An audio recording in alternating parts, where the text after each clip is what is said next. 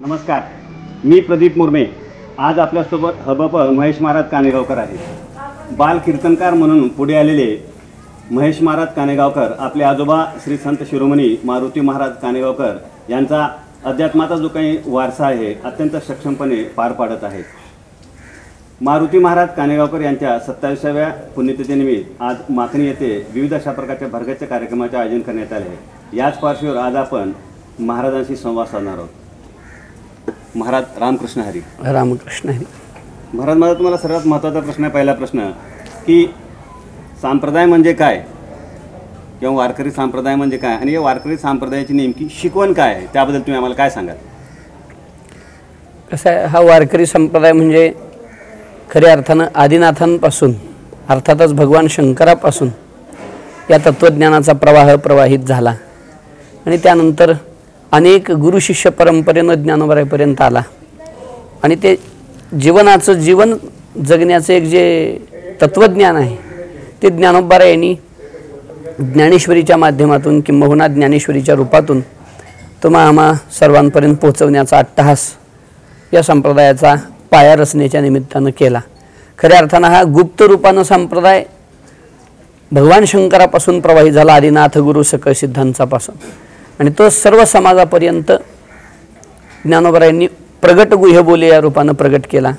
आणि तेच तत्त्वज्ञान जे की जीवन जगत असताना प्रत्येक गोष्टीचं आपल्याला दर्शन घडवणारं हे तत्त्वज्ञान आहे। तोच हा वारकरी संप्रदाय आहे। तेच या वारकरी संप्रदायाचं स्वरूप आहे की ज्याच्यामध्ये सहिष्णुता आहे, ज्याच्यामध्ये दया आहे। धर्म म्हणजे काय तर दया हा धर्म शिकवलेला आहे। जीवनाच्या सर्व गोष्टी ज्याच्यातून शिकवण्यात आलेल्या आहेत तो हा वारकरी संप्रदाय आहे। आपले आजोबा मारुती महाराज कानेगावकर यांच्या 27व्या पुण्यतिथीनिमित्त सध्या माखणीमध्ये विविध अशा प्रकारच्या कार्यक्रमाचे आयोजन करण्यात आलेले आहे। तर आपले आजोबा मारुती महाराज कानेगावकर यांच्याबद्दल तुम्ही मला अधिक काय सांगाल? ज्यांनी विज्ञानाची कसलीही प्रगती नसताना संप्रदाय, धर्म, समाजाला जीवन जगण्याचं मूल्य शिकवण्यासाठी चालत चिखलातून, माळानं, रस्त्यातून, ज्या वेळेला कसलंही साधन उपलब्ध नसताना ज्यांनी धर्म रानावनात फिरून लोकांमध्ये जागृती केली, जगतामध्ये किंबहुना समाजामध्ये जीवन जगण्यासाठी किंवा समाधान आनंद प्राप्त करण्यासाठी लागणारं जे संत विचाराचं एक तत्त्वज्ञान आहे ते जगापर्यंत दिलं, तेच मारुती महाराज आहे। तेच त्यांचं स्वरूप आहे खऱ्या अर्थानं बघायला गेलं तर। यद्यपि ते जरी 3.5 हाताच्या देहात वास करत असलेली दिसत असली तरी त्यांनी हे समाजाच्या सेवेमध्ये केलेलं जे कार्य आहे त्याची पावती खऱ्या अर्थानं महाराजांनी ज्यावेळेला देह ठेवला त्यावेळेला सर्व समाजाच्या उपस्थितीनं ती दिसून आली होती। तेच महाराजांचं जीवन आहे। महाराज, आत्ताच आपण म्हणल्याप्रमाणे की मारुती महाराज कानेगावकर यांनी 27 वर्षापूर्वी देह ठेवला, परंतु आजही कानेगाव म्हणा किंवा माखणी म्हणा हे जे काही पंचकृषी आहे या पंचकृषीमध्ये मारुती महाराज कानेगावकर यांच्या बाबतीमध्ये अनेक रंजक अशा प्रकारचे किस्से या परिसरातील जाणकार लोकांकडून आम्हाला आजही ऐकायला मिळतात। मात्र सांगायचं म्हणलं तर की एकदा अशी घटना घडली होती की महाराज हे पंढरपूरच्या वारीसाठी निघाले होते, जळकोटला काहीतरी थांबले होते आणि त्या ठिकाणी एसटीला हात केल्यानंतर ड्रायव्हरनी गाडी थांबवलं नाही आणि गाडी थोडंच पुढे निघून गेल्यानंतर मग ड्रायव्हर एकदम गाडी थांबवलं। त्यावेळेस लोकांनी विचारले काय गाडी काय थांबली, तर म्हणले समोर काय पताक, मला जिकडं बघेल तिकडं पताके दिसत आहेत किंवा मला समोर दिंडी दिसत आहे किंवा वारकरी दिसत आहेत। मग त्याच्यानंतर त्या गाडीमध्ये बसले एका जाणकार लोकांनी सांगितलं की आत्ताच तू महाराजांनी तुला हात केले होते आणि तू महाराजांना घेतलं नाहीस। मग परत गाडी थांबली, वाटतं परत मागं आली, मग महाराजांना घेऊन गेली। हे किस्सा त्याच्यानंतर असा आणखी एक किस्सा आम्ही ऐकलेला आहे की एकाच वेळी 2 गावामध्ये मारुती महाराज कानेगावकर यांचं कीर्तन होत होतं असं पण आम्ही ऐकलं। त्याच्यानंतर एक महाराजाबद्दलचा आम्ही ऐकला आणखी एक किस्सा म्हणजे की ती काही प्रसादाची जी काही त्यांची जी पिशवी होती, लहानच पिशवी होती म्हणा किंवा तरी पण पिशवी अशी तरी पण हजारो लोकांना ते प्रसाद दिले तरी ती पिशवीतला प्रसाद संपत नव्हता किंवा महाराजांनी दिलेला प्रसाद खाल्लं तरी प्रसाद संपत नव्हता। असे अनेक रंजक अशा प्रकारचे किस्से आहेत। तर याबद्दल तुम्ही आम्हाला काय सांगाल नेमकं? हे कसं तो का म्हणे पोते देवे भरिले नोहे रीते, ज्यांनी दान देण्यासाठी आपला हात पुढं केलेला आहे त्यांच्या जीवनातला कुठलाच पदार्थ कमी न पडू देणं ही देवाची जबाबदारी आहे। ज्याप्रमाणे विहिरीतलं जसं जसं पाणी आपण काढावं तसं तसं नवीन नवीन पाणी येतं, ज्याप्रमाणे व्हेंटिलेशनचा नियम आहे की एक खिडकी उघडली तर हवा लागत नाही, पण हवा आतली बाहेर जाण्यासाठी वाट दिली की दुसरी हवा जशी नवी नवी येत राहावी, तसं दानासाठी ज्याचा हात पुढं झालेला आहे त्याला जीवनात कुठल्याही गोष्टीची कमतरता पडत नाही, कुठल्याही गोष्टीची उणीव होत नाही. या अर्थानं महाराजांचं जीवन ही अखंड दान करण्यामध्ये महाराज आपल्या जीवनाचा कालक्षेप करत होते. अखंड दान महाराजांनी केलं. त्यामुळं प्रसाद संपतच नव्हता याचा अर्थ थोडा वेगळा घेतला गेलेला आहे, पण अर्थ असा आहे त्याचा की महाराजांच्या एका गावामध्ये समजा एखाद्या गेले आणि त्या गावात गेल्यानंतर महाराजांच्याकडं तिथं चुरमुरे उपलब्ध नाही झाले, पण महाराजांच्या पिशवीत जेवढे म्हणून चुरमुरे आहेत, प्रसाद आहे, तेवढा तिथल्या सर्व दर्शन करणाऱ्या लोकांना पुरायचा.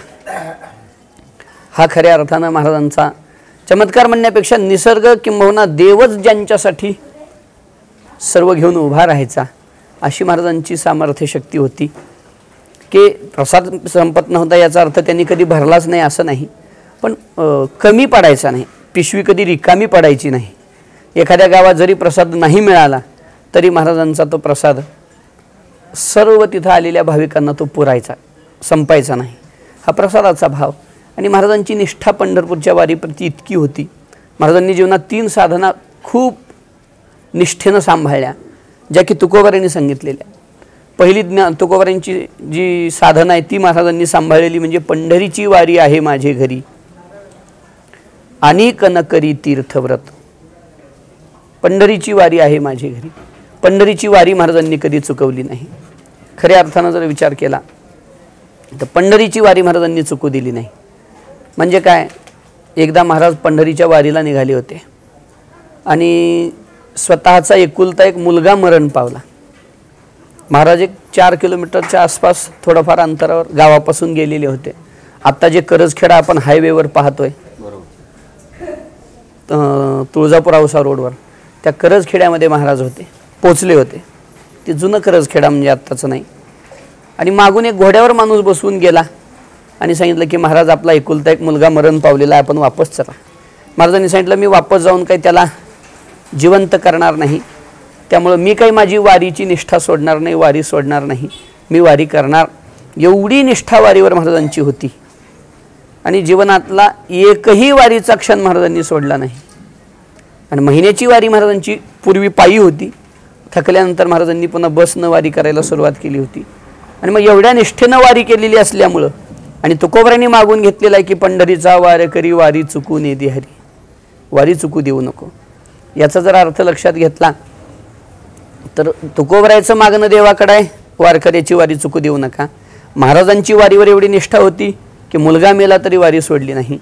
त्यामुळं देवालाच तिथं खऱ्या अर्थानं यष्टी थांबवावी लागली आणि महाराजांची वारी न चुकू देण्याचं काम देवाला स्वतः करा. आणि देव करतो सुद्धा. तो का म्हणे त्यांचा देव सर्व भार चालवी कामार होऊन या. या अर्थानं खऱ्या अर्थानं देव वारकऱ्याची सेवा करतो. त्यामुळे महाराजांसाठी देवांना ती बस माघारी फिरवावी लागली. हा चमत्कार आहे. किंबहुना जगाच्या दृष्टीनं हा चमत्कार आहे, देवाच्या दृष्टीनं ही लीला सहज आहे. तुमच्या आमच्या दृष्टीनं या गोष्टी थोडंसं हे वाटतं, पण कर्तुम अकर्तुम अन्यथा कर्तुम शक्तीनं संपन्न असणारा परमात्मा तो ही लीला सहज लीलया करू शकतो, अशी अवस्था आहे. त्यामुळे महाराजांनी हा लीलेचा प्रसंग केला. 2 गावातलं कीर्तन म्हटलं तर आज आपण इथं जे बसलेलो आहोत माकणीमध्ये पौंशवद्य पंचमीला महाराजांचं कीर्तन नेमानं असायचं. पौंशवद्य पंचमीला महाराजांचं कीर्तन असायचं माकणीमध्ये. ते ज्यांच्या घरी असायचं ते बसले तिथं, ज्ञानेश्वर महाराज साठे म्हणून. आणि त्याच दिवशी महाराजांकडून शब्द गेला, धानुरीला कीर्तन गेलं. महाराजांनी मग माकणीतही त्यांचं कीर्तन झालं आणि धानुरीतही कीर्तन झालं. असं प्रत्यक्षदर्शी काही वारकऱ्यांचा अनुभव आहे. कारण दुसऱ्या दिवशी एकमेकाच्या गावच्या लोकांची भेट झाली. जवळजवळ गाव आहेत. ते म्हणे रात्री महाराज आमच्याकडे होते, तर दुसरे म्हणे रात्री महाराज आमच्या गावात होते. अशा काही लीला महाराजांच्या आहेत. महाराजांचा शब्द पडू नये म्हणून देवानीच महाराजांचं दुसरं रूप घेऊन त्या गावामध्ये सेवा केली, असा सर्व भाविक भक्तांचा श्रद्धेचा भाग आहे. सर, बाल कीर्तनकार म्हणून आपण अध्यात्माच्या क्षेत्रामध्ये आलात आणि माझ्या माहितीनुसार अवघ्या वयाच्या 5व्या वर्षी आपण कीर्तन केलं. तर एवढ्या लहानपणी एवढं तुम्हाला ज्ञान आलं कुठून? ज्ञान असं म्हणता येणार नाही, कारण ज्ञान अजूनही नाही आमच्याकडे. ती उग साधू संतांची कृपा आहे, त्यांच्या कृपादाने कथेचा विस्तारू असं म्हटल्यासारखं सद्गुरुनाथ जे काही हृदयात बसून वधवून घेतात, साधू संतांचं मुखातून जे जे काही श्रवण केलं तेच 2-2 शब्दामध्ये वेडी वाकुडे गाईन परी तुझाची म्हणून सद्गुरु कृपेने हे सगळं झालं. यात माझ्या स्वतःच्या पुरुषार्थाची काही गोष्ट नाही. महाराज, जर आज आपण ग्रामीण भागामध्ये बघितलं की जी काही युवा पिढी आहे फारच मोठ्या प्रमाणात व्यसनाधीन होत चाललेली आहे. मग या युवा पिढीची जी काही व्यसनाधीनता आहे याच्या मागचं नेमकं काय कारण आहे, काय वाटतं तुम्हाला नेमकं? मुख्यतः विचार केला तर कलीचा हा प्रभाव आहे, कलियुगाचा हा प्रभाव आहे असं वाटतंय. कारण कलियुगामध्ये काय काय घडल हे नामदेव महाराजांनी 700 वर्षापूर्वी लिहून ठेवलेलं आहे. या कलियुगामध्ये सगळं उलटं होत जाईल. ये कली माझारी पुत्र पित्याची वैरी, घरची माता होईल कामारी, पुरुषाती नारी अविरीती, नयती वृक्षा फळे आटती धेनू, हे जसं वर्णन केलेलं आहे तसं आता हे हळूहळू पुढे घडत चाललेलं आहे. आणि तरुणांना जर व्यसनाधीनतेतून बाहेर काढायचं असेल तर त्याला एकमेव पर्याय काय आहे, तर त्यांनी सत्संग करणं गरजेचं आहे. त्यांच्यामध्ये सत्संगाचा प्रभाव, सद्विचाराचा प्रभाव त्यांच्यात होणं गरजेचं आहे. त्या गोष्टीचा अभाव सध्या होत चाललेला आहे. निसर्गामध्ये जसा सर्वच गोष्टीचा अभाव होत चालला आहे तसं माणसात विवेकाचा, विचाराचा अभाव होत चाललेला आहे. आणि त्यामुळं व्यसनाधीनता वाढू लागलेली आहे. आपल्या खऱ्या तत्त्वज्ञानाची दृष्टी पोरांना राहिली नाही. संत शास्त्र वाङ्मयाचं अध्ययन करावं, सद्ग्रंथाचं वाचन करावं, सदशास्त्राचं चिंतन करावं, या गोष्टीचं आवड त्यांना राहिली नाही. बहिर्मुख जीवन झाल्याचा हा परिणाम आहे की त्यांना व्यसनाधीनता वगैरे झालेली आहे. त्यामुळं या सगळ्या प्रश्नांना आपल्याला सामोरं जावं लागतं आहे. आज जर बघितलं आपण, प्रत्येकजण भौतिक सुखाच्या पाठीमागे लागलेला आहे. याबद्दल तुम्ही आम्हाला काय सांगाल? नाही, उत्तर हेच आहे की अध्यात्म ज्ञानाचा अभाव, भोगविलासवादी प्रवृत्ती लोकांमध्ये वाढू लागली. पूर्वी कसं होतं, त्यागी लोक जास्त होते आणि सुख, समाधान, शांती हे त्यागाशिवाय नाही. पण सध्या भोगविलास वाढण्याचं कारण म्हणजे आपण पाश्चिमात्य संस्कृतीचं अनुकरण करू लागलेलो आहोत. आणि पाश्चिमात्य संस्कृती म्हटलं की भोगविलास त्यामध्ये येणं स्वाभाविक आहे. भोगवाद कमी करायचा असेल तर संत विचाराचं अनुकरण किंवा लोकांमध्ये देशासाठी, धर्मासाठी काहीतरी करण्याची प्रवृत्ती जोपर्यंत निर्माण होणार नाही तोपर्यंत भोगवाद वाढतच राहणार. आज माहिती आणि तंत्रज्ञानाच्या क्षेत्रामध्ये जर आपण बघितलं की ताणतणाव ही समाजासमोरील फार मोठी अशा प्रत्येक समस्या बनली आहे. तर हे जे काही ताणतणाव आहे यावरती आपल्याला कसं मात करता येईल? ताणतणावासाठी एकमेव पर्याय म्हणजे विवेकाची गरज आहे. कुठल्याही गोष्टीचा विचारानं निष्कर्ष काढता आला पाहिजे. विचाराची खूप गरज आहे समाजामध्ये. सध्या काय होऊ लागलंय, विवेक संपलेला आहे. कुठल्याही गोष्टीचा विचार न करता एक अहंकार, एक सेल्फ रिस्पेक्ट सध्या एक शब्द जास्त समाजात रूढ झाला आहे, जो की अत्यंत चुकीचा आहे. सेल्फ रिस्पेक्ट, मला तर वाटत नाही की आत्मसन्मान ही जी गोष्ट आहे ही अहंकाराला धरून अजिबात नाही. आपण मनुष्य आहोत. आपण देशाप्रती, समाजाप्रती, धर्माप्रती, सद्गुरूप्रती, गुरुप्रती, देवाप्रती, ज्यांचे ज्यांच्या जीवनामध्ये उपकार आहेत त्यांच्याप्रती एक कृतज्ञच असलं पाहिजे. सेल्फ रिस्पेक्टच्या नावानं अहंकार लोकात वाढू लागला आणि अहंकाराला की तणाव वाढला म्हणून समजा. अहंकाराला की मी कुणीतरी आहे हे वाटायला लागलं की ताणतणावाला प्रारंभ होतो. विवेक इथं एक अत्यंत महत्त्वाची गोष्ट आहे. कुठल्याही गोष्टीला विचारा वाचून न पविजे समाधान. विवेकाशिवाय कुठल्याही गोष्टीत समाधान प्राप्त होणार नाही. तणाव शांत व्हायचा असेल तर विवेक पाहिजे. महाराज, आज जर आपण बघितलं की प्रत्येकाला सुखी व समाधानी अशा प्रकारचं जीवन जगावं वाटतं, परंतु नेमकं हे काही सुखी समाधानी जे काही जीवन आहे त्या सुखी समाधानी जीवनाचं नेमकं मूलमंत्र काय? मूलमंत्र आध्यात्मिक अंगानं जर विचार केला तर अखंड प्रभूचं नामस्मरण करणं, प्रत्येकाप्रती मैत्रीचा भाव ठेवणं. तुकोबरायचं एक प्रमाण आहे, खूप मला आवडतं ते. जनमित्र होई सकळांचा, अशुभ न बोलावी वाचा, संग न करी दुर्जनाचा, करी संतांचा सायास. जनमित्र होई सकळांचा, सध्या एक शब्द जगात वाढला आहे. महाराज, जशास तसं जगात राहिलं पाहिजे. जो आपल्यासोबत जसं वागेल त्याच्याबरोबर तसं राहिलं पाहिजे. हे साफ चुकीचं आहे. आपल्या संतांनी या गोष्टीला कधीच परवानगी दिली नाही. संतांनी परवानगी दिली आहे ती भूता परस्परे पडो मैत्र जीवाची. स्वार्थाची मैत्री नको, जीवाची मैत्री पाहिजे. स्वार्थाची मैत्री नको, कुठल्या लालसेची मैत्री नको, मैत्री असावी ती जीवाची. आणि प्रत्येक जीवाबरोबर आपल्या हृदयामध्ये मैत्रीचा भाव असला पाहिजे. आणि तो ज्या वेळेला आपल्या हृदयात विकसित होईल, प्रत्येकजण माझा मित्र, एखादा दुर्जन जरी असला तरी त्याच्याप्रती मैत्रीचाच भाव हृदयात असावा. कोणाप्रती वैर नसावं, कोणाप्रती द्वेष नसावा, कोणाप्रती मत्सर नसावा. सगळ्यात महत्त्वाचं म्हणजे आपल्या अंतःकरणात गर्व नसावा. या गोष्टी जेव्हा खऱ्या अर्थानं आपल्या जीवनात येतील, यालाच विवेक म्हणावं, दुसरा काय. हा विवेक खऱ्या अर्थानं आपल्याला समाधान जीवनात प्राप्त करून देईल. आणि एवढ्या विशुद्ध मनानं अखंड प्रभूचं स्मरण करीत राहावं. संतांनी जे विचार आम्हाला सांगितलेले आहेत त्या विचाराचं अनुकरण व्हावं. आता सांगायचं बोलायचं खूप झालं, आता गरज आहे करायची. तो का म्हणे हित होयतो व्यापार करा, काय फार शिकवावे तुकोबराय बोल. म्हणजे करा. आता सांगायचं बोलायचं 5000 वर्षी नव्हे, अनेक हजारो वर्षापासून ऋषीमुनींनी बोलले, संत बोलले, सांगितले, अनेकांनी ऐकलं. आता करणं गरजेचं आहे. करणं म्हणजे काय करावं, अंतकरण शुद्ध ठेवावं, सगळ्याप्रती मैत्रीभाव ठेवा. निर्वैर होणे साधनाचे मूळ. याच्यानंच ताणतणाव जगातला कमी होईल. याच्यानंच जगातामध्ये समाधान, शांती, सुख पुन्हा प्रस्थापित होईल.